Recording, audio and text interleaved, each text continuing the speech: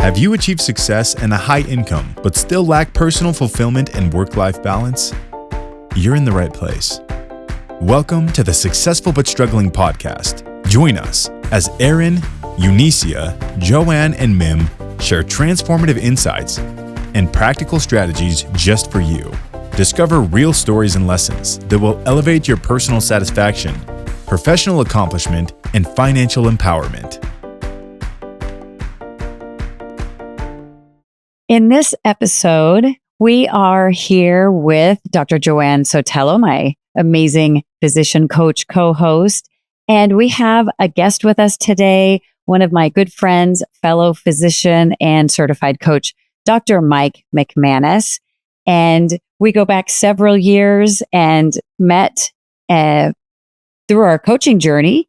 And Mike has an incredible story of being a surgeon, a urologist, a certified coach, and now is a real estate investor and entrepreneur.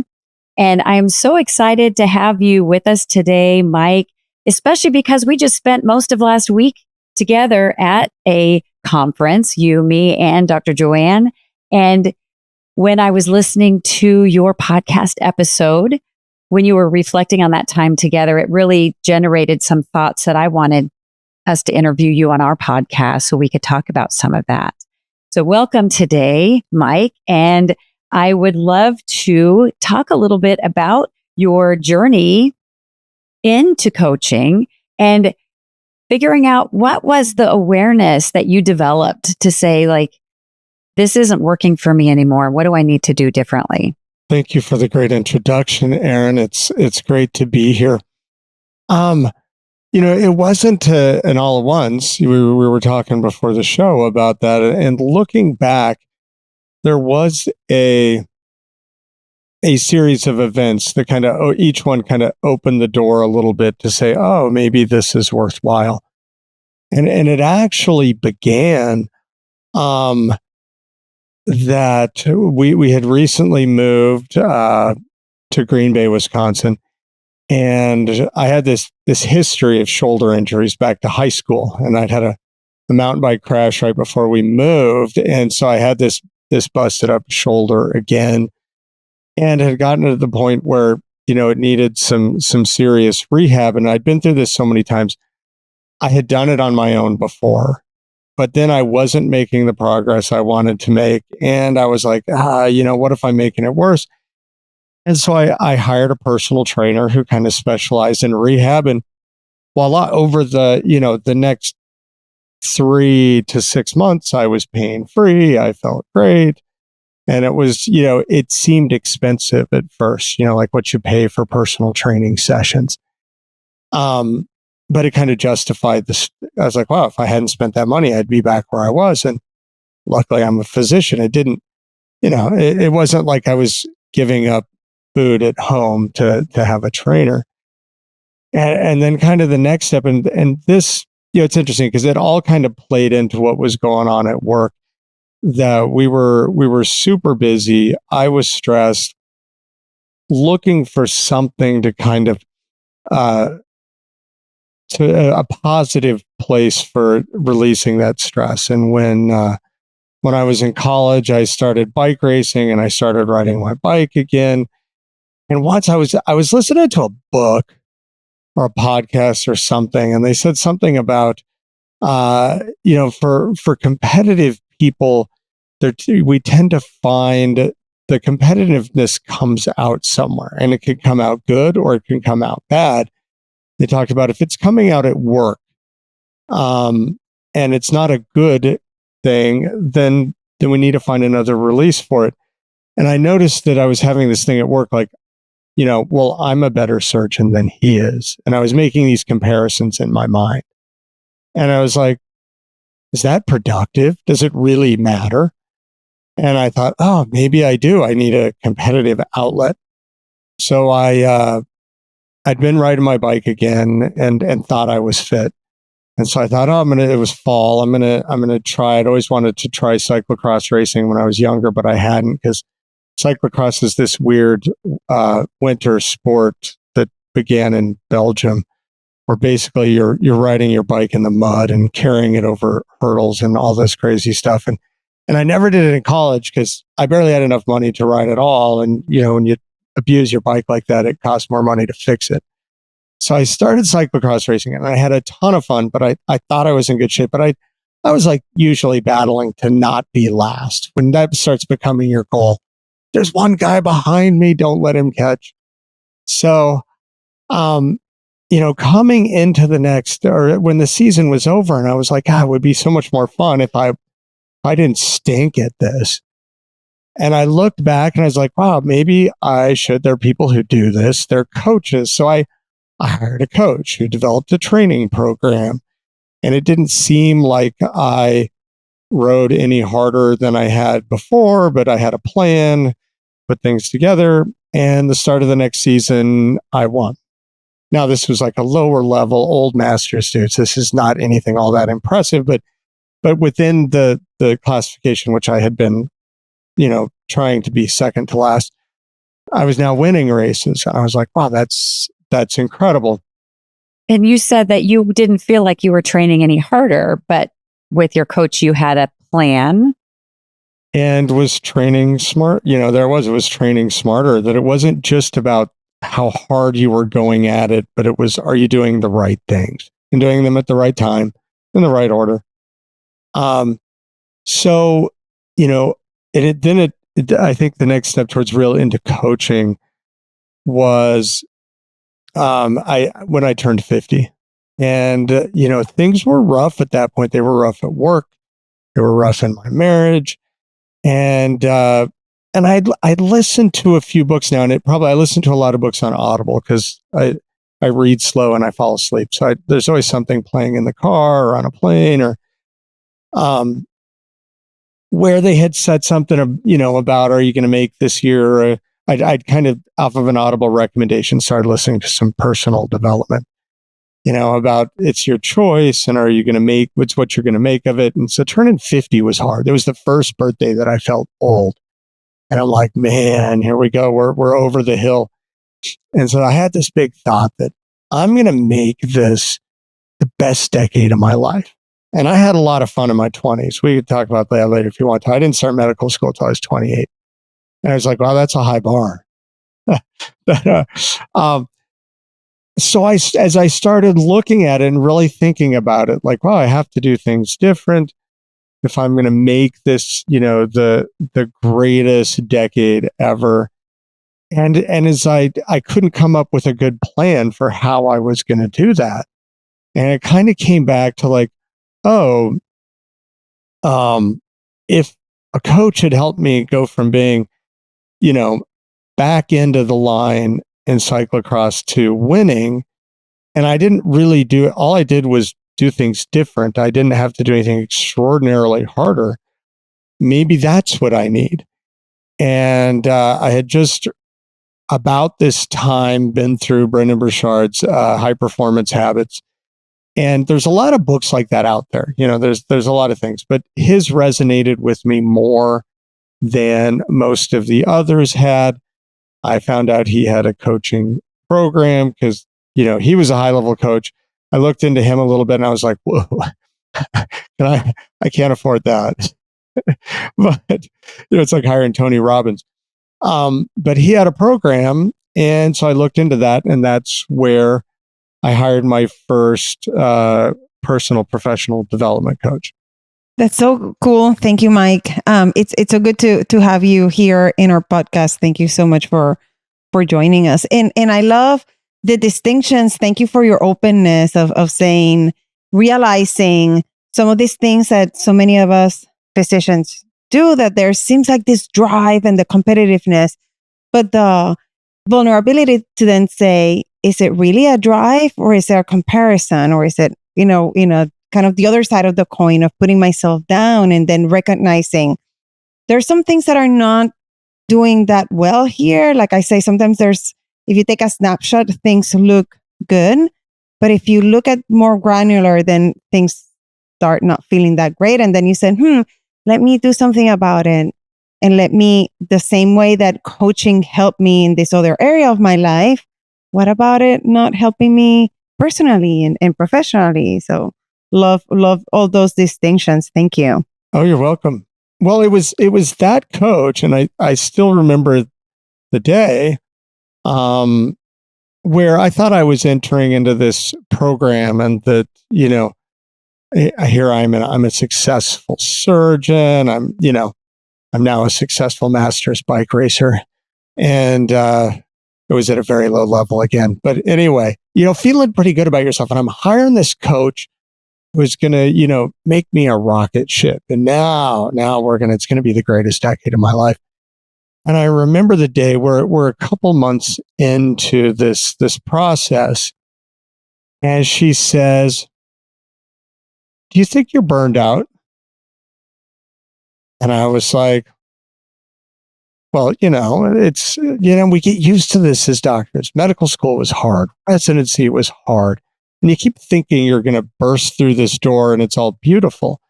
And then practice is hard. And I never thought that I was burnt out.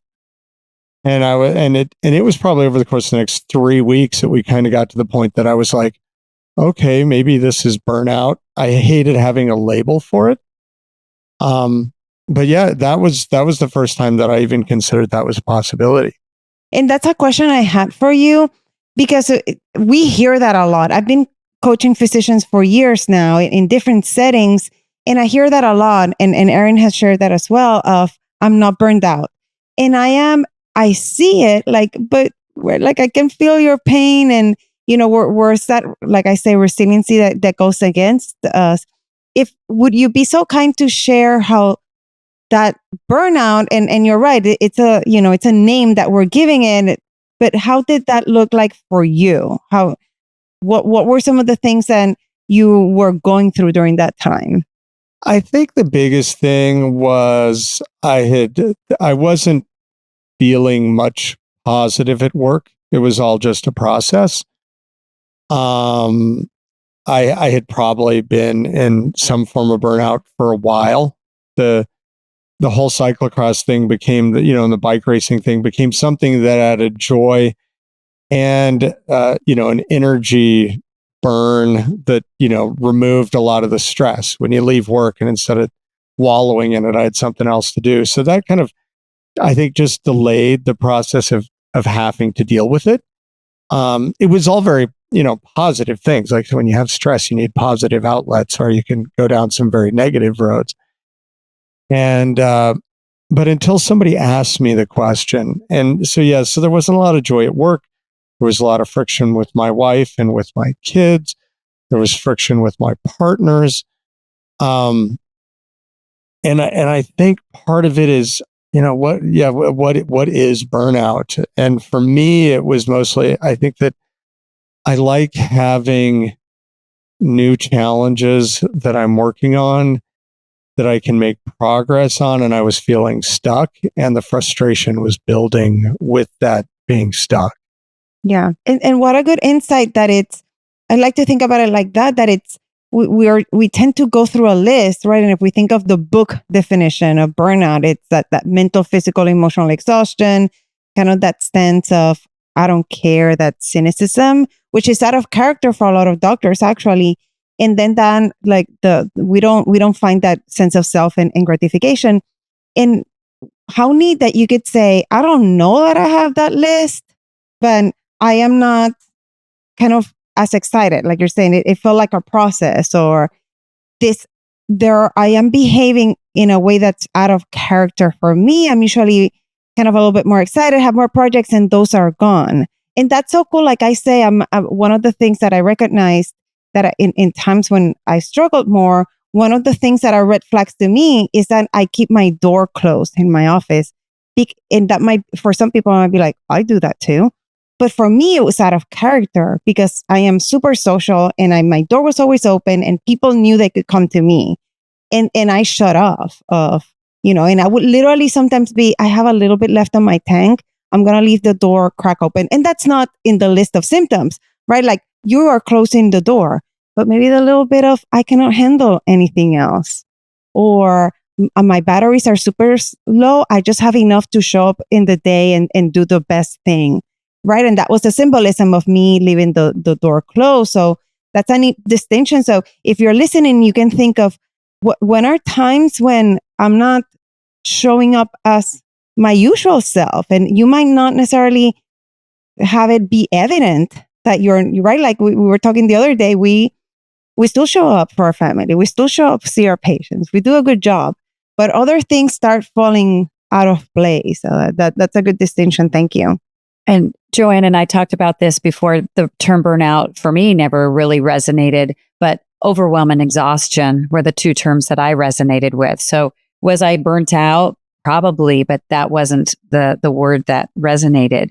And you and I, Mike, we met each other through working with the same coach. I didn't realize you also signed up at age 50, that I had a pity party on my 50th birthday saying, this stinks. I'm working on my birthday. I'm homesick. And I was, in this self-pity mode. And then I thought, I'm going to celebrate all year long. So when the call came to sign up with a coach, I said, you know what? This is my birthday gift to me and best gift ever. And I love what you said. I'm not sure. Sounds like you were looking for success like you'd had from prior working with coaches. For myself, I thought maybe this is going to help me with that work-life balance and help me be more successful, mostly focused on work. And yet the ripple effect into my family, you talked about friction with your wife, friction with your kids, friction at work. And I was a leader in my office and experienced that same thing. I was kind of irritable and grouchy way too much of the time, especially at home.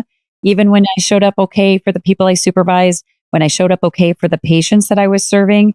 I would love to hear from your perspective, Mike. How did you see that effect of working with your coach? What did that look like, that ripple effect for you? It was profound. And I guess I just had another thought we were talking about, like the stepping into coaching was, in the burnout badge, because, I just, it can, especially in the world of surgeons, because, the things you were talking about, like exhaustion and like, it's all part of the ethos. Like you don't, reach this point without being exhausted, that to get through all the training, med school, residency, and some residencies, even program to program are harder than others, but all the suffering becomes a badge of honor. Like, look what I did. And to ever fall short are the people who failed, like the people who dropped out of med school or quit the residency and went and did something else. So that's always lined up as a failure, and the suffering and getting through it is always the success. And I think that was part of the hard thing. And it was that trigger at turning 50 and comparing how I was to how I had been when I was loving life, at a different age. And maybe that was my gift of having not started medical school till I was older, is I had a comparison. And so I wasn't on my own, making the progress towards it being a great decade. So I had to look and look at doing something different. And, and even just this week, I was at the doctor's office. If anybody's watching the video, you can see my closed eye. I had a retinal detachment and had to have that fixed. But in talking to the ophthalmologist, and he's like, asking questions and whatever. Oh, you're a urologist. Where do you practice? So I don't anymore. And he's like, you're too young to be retired. And I'm like, yeah, I just couldn't do it anymore. And he's like, oh, you burned out. And there was that whole connotation, like, oh yeah, you cracked. You weren't good enough.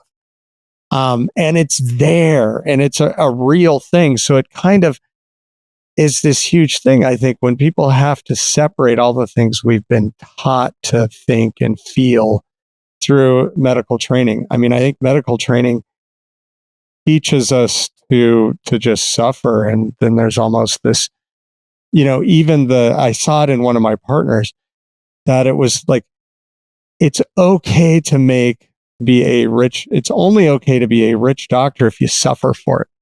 Like, in some way that, if you have more money than other people and they're suffering and you're taking care of them, like, it's not okay to to be that. But if you're suffering for your money, it's okay. And I was like, he didn't say it exactly like that, but I picked it up and I was like, wow, just one more of those things that we're all trained to suffer, and that you're supposed to just keep going and bear through it and be tough. I want to point out with that suffering, I remember talking to a business coach that Joanne and I worked with, and his wife was having a baby. And he said, we show up at the hospital and we look around and all of these doctors look so unhealthy. I think about the role modeling we're doing as physicians and healers, and we show up suffering, exhausted, overwhelmed, burned out. How are we supposed to engage? And even with our family, how are we role modeling for our spouses, partners, our children, that you have to suffer in order to have a successful career?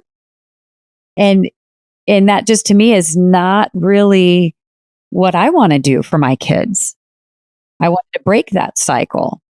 Yeah, I mean, absolutely. And that was part of the effect. Yeah. So what was the ripple effect of coaching on the family is, you start looking around, my kids were like, there's absolutely no way they would ever go into medicine. They're like, oh, my dad's life stinks. I don't want that. But it did, you start to notice, to see how when I made changes in me, there was less stress in my marriage. And then part of the coaching was taking responsibility for that for the problem, that regardless of what the other person is doing, and it's easy to want to blame them, but the only thing I can affect is me. And so when I looked at my marriage that way, we started seeing changes. And it wasn't like a light switch went and automatically everything that was worse was better. It took some time. And that I realized with my daughters, because at this time my daughters were in high school. And I think that was, looking back, that was part of my burnout is all the hard work and all the everything. When they were little, I walked out of the office and I went home and it was all about them. And we had a ton of fun. I mean, it was from the time that even I have memories from residency, coming home after being on call and having been gone basically for 2 days. My wife's exhausted. And my 2-year-old grabs me by the finger, drags me into the living room and makes me sit down, and then gives me the stay, and runs off and comes back with a stack of books. And we sat and read books for 2 hours. Every time we'd finish a stack, she'd get back up and you stare and go get some more books. But that was, I had so much fun with them, and they were such an amazing part of my life. But then when they became teenagers, they didn't need me anymore. They didn't need me the same way. And so there was this huge hole in my life. So now I come home after a long shift and they're off doing their activities, or they're off with their friends, and that was gone. And so that was part of the realization. And then working through it with my coach was like, listen, I'm like, they don't listen to me. They don't care what I have to say. I mean, you've heard all parents say that about your teenagers. And she was the one who pointed out, they see you. They may not listen to you or do what you tell them to do, but they're watching you. And how you are is how you lead them now. What you do is what they notice. Not what you're right. They don't listen to you. They don't care what you have to say, but they are watching what you do. There are so many parallels. I hear you talking and right. It's a different, mine is a different story, but so many parallels of, my dad passed away, and then, my life was very linear. And then that was that first thing that kind of made everything shuffle and kind of forced me a little bit into looking at how's life right now, right? The relationships are not great, and work is okay. I used to get a lot of gratification, and by the way, I still love my job. I don't dread Monday mornings. My job as a psychiatrist, in addition to coaching, but what you just said touched my heart, because I said that I love my role as a mother. Love it. I get so much of my sense of self through that. And then it was like, wait a minute, they don't need me in the same way. Like, who am I if they don't like need me in that way? I'm just like a glorified chauffeur for soccer and lacrosse practice. Right. But how insightful of you to say that was part of my burnout. And I think we also have to go back and what you were saying earlier and redefine this concept of what is our pre-programmed definition of burnout, if we focus on that word. Because the numbers, when you look at the statistics, 1 out of 2 doctors are burned out or they're expressing symptoms of burnout. Yet, when we have these conversations, very few doctors are saying it as clearly as you are of, yes, I've been through burnout and actually then done something about it, which is amazing. But I think part of the problem is exactly what you said. And thank you for putting it in such clear terms of if we identify it as were broken, it's a failure, right? Like this doctor was probably trying to be empathic of, oh, you're too young to retire. You must have been burned out. And that you felt it like, in a little bit of defensiveness of like, wait, no, I'm not, I'm not broken. There's nothing wrong. It's not a failure.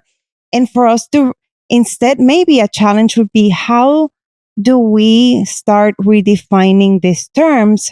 How does this stress and overwhelm that a lot of times comes before burnout, how do we start noticing our own red flags and then recognize this is real? Like if we, like you talk about your shoulder, we don't ignore that. We get help.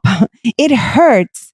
If you have chest pain, you go to the emergency room. It hurts. You pay attention to it. Yet this pain, this mental, emotional struggle, somehow we feel like that's not real, or as if we should be doing something different. And you can see I get very animated with these topics because that's where our mission is, to bring more awareness and to do something about it. So I think that's a really good point of what we're making it mean, whether it's our own definition or a pre-programmed definition of, or how we hear other people talking about, like, oh, that doctor burned out. Like they had to take time off. And we're like, ooh, don't talk about it. No, let's talk about it. And how courageous if they actually said it out loud and took time off. We need to normalize these things and that there's help available. Anyway, I got all animated here because I feel you, and thank you again for sharing, because I could feel some of that angst in your voice still. And it's, as a friend, it's so good to see you on the other side and that you're doing amazing things, and to have shared time with your wife recently and hear her talk about you with such love, and to talk about your girls and where they are now. And, another parallel I heard was my oldest, he's in 3rd year of college and he wants to go into medical school, and his dad is also a physician. And we tried to talk him out of medicine, and he's going to be an amazing doctor. We should have not done that, but it's because it's out of protection, and that it's so sad. And I'm so glad that we're having these conversations. And one of my hopes is that for generations to come, it will be different. It has to be different. Yeah. Well, and what we didn't share is that back in 2020, January, I think of 2020, Mike and Joanne and I all met in person. That was the first time I met Joanne at a mastermind with this mentor and coach that we've all worked with, Brendan Burchard. And that was the first time we met in person. Mike and I had connected on a couple calls through our common coach. And I remember Mike saying after these events we went to, then there was another live big conference with a couple thousand people, I think, before the world shut down, saying every time I do one of these things and I come home, I'm a better person. And my wife sees me differently. And what you said is, you're changing, you're showing up differently, you're owning your part in your relationship. And you're not saying to your wife, I need you to change. You're saying, I'm changing.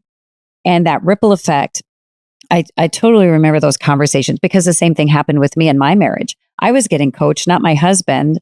I wasn't saying you need to go get a coach, although I said if you want one, I would support that.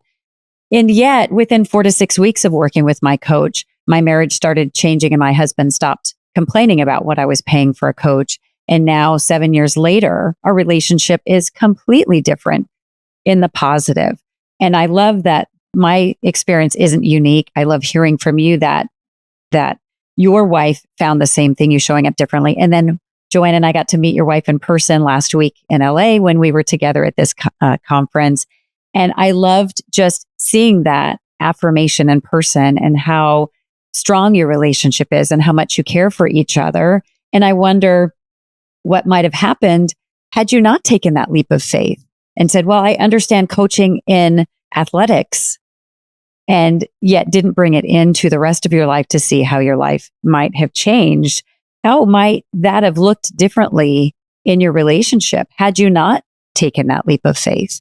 Yeah, that's interesting. And it was, it's funny because it wasn't like I came back and I felt better. It's like anytime you have a great vacation or whatever and you come back, you're like, yeah, I feel better.